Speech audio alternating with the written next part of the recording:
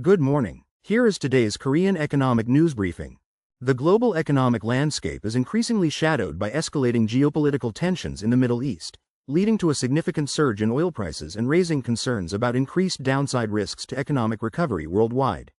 This concern was echoed by none other than the International Monetary Fund, or IMF, which has warned that the Middle East situation poses a substantial downside risk to the global economy, particularly if prolonged.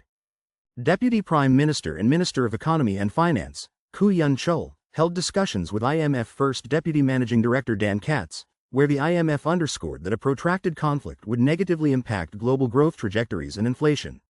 Mr. Katz specifically mentioned that every 10% rise in oil prices could increase global inflation by 0.4 percentage points and reduce global GDP by 0.1 to 0.2 percentage points, prompting the IMF to likely revise its global growth forecast downwards. While acknowledging Korea's robust response to internal and external shocks, the IMF also highlighted the expanding volatility in energy and financial markets globally. In response to these developments, the Korean government has officially acknowledged the increased downside risks to the economy, marking its first such warning in 8 months. Despite a generally improving economic trend, the government is now keenly monitoring the geopolitical situation, particularly the impact of rising oil prices on inflation and overall economic stability. Deputy Prime Minister Koo reiterated the government's commitment to minimizing the impact on the economy and livelihoods, pledging to utilize all available means, including a swift supplementary budget formation and 24-hour monitoring. While Korea's economy has shown signs of recovery, particularly in its export performance, this positive trend is now being overshadowed by potential inflationary pressures from the Middle East. February exports surged by an impressive 28.7% year-on-year, driven by robust demand for semiconductors, computers, and chips, contributing to a substantial trade surplus of $15.38 billion. This marks the 5th consecutive month of export growth. However, this recovery could be jeopardized by external shocks. Despite these external headwinds, Korea's inflation rate has remained stable at 2.0% in both January and February, largely due to falling agricultural and petroleum product prices before the recent surge.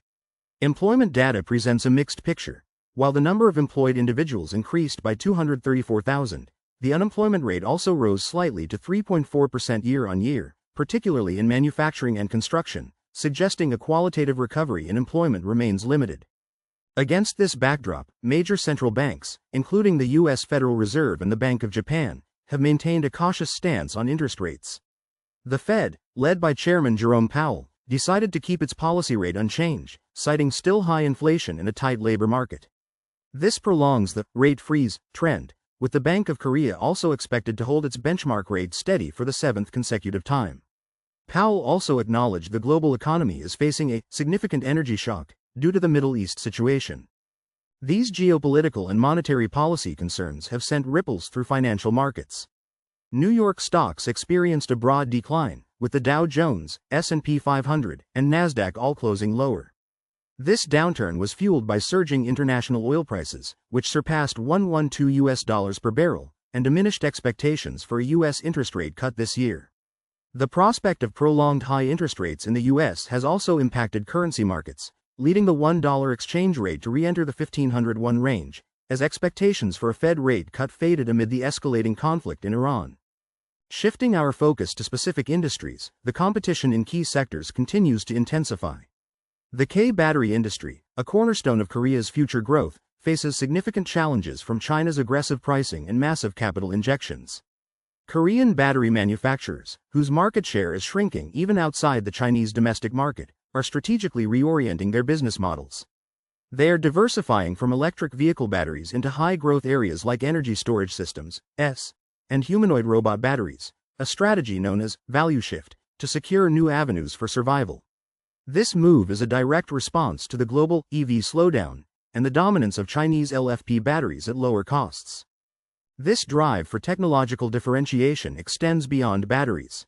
In other major industries like steel and petrochemicals, Korean companies are fending off China's relentless pursuit by focusing on premium products, diversification, and leveraging existing internal combustion engine technologies for hybrid and hydrogen fuel cell electric vehicles, unlike China's EV-centric approach.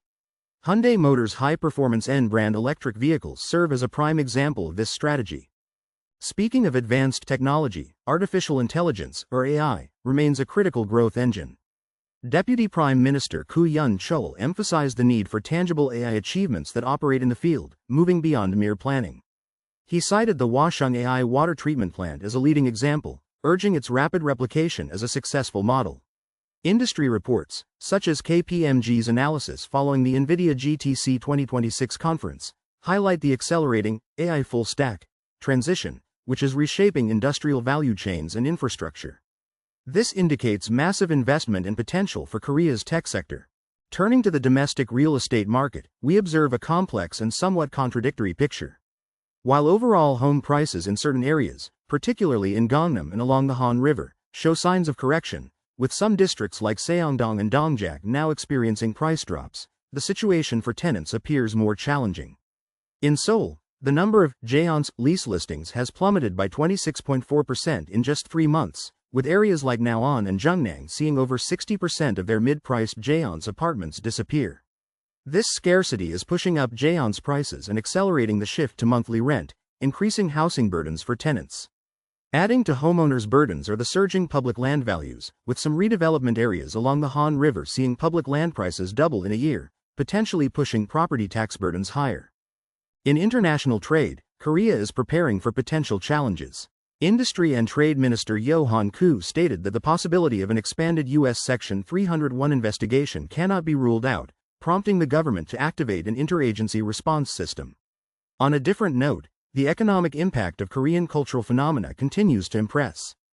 Deputy Prime Minister Koo Yoon-chul highlighted that the upcoming BTS concert is expected to generate trillions of won in economic value, with intangible effects potentially many times greater.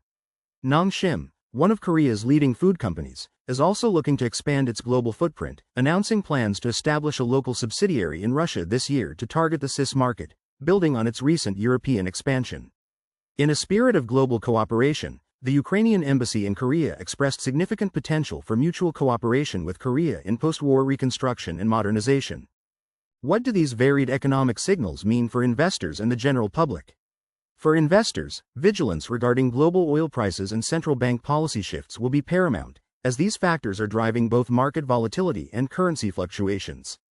Domestically, while export recovery offers a glimmer of hope, structural challenges in employment and intense industrial competition, particularly from China, require strategic adaptation and investment in advanced technologies like AI. For general viewers, the immediate concern may be the potential for higher inflation from rising oil prices, coupled with increasing housing costs due to tightening Jaeon's markets and rising public land values. The government's commitment to swift supplementary budget formation and 24-hour monitoring reflects the urgency of these challenges. We will continue to monitor these developments closely. That concludes today's economic news briefing. Thank you for joining us.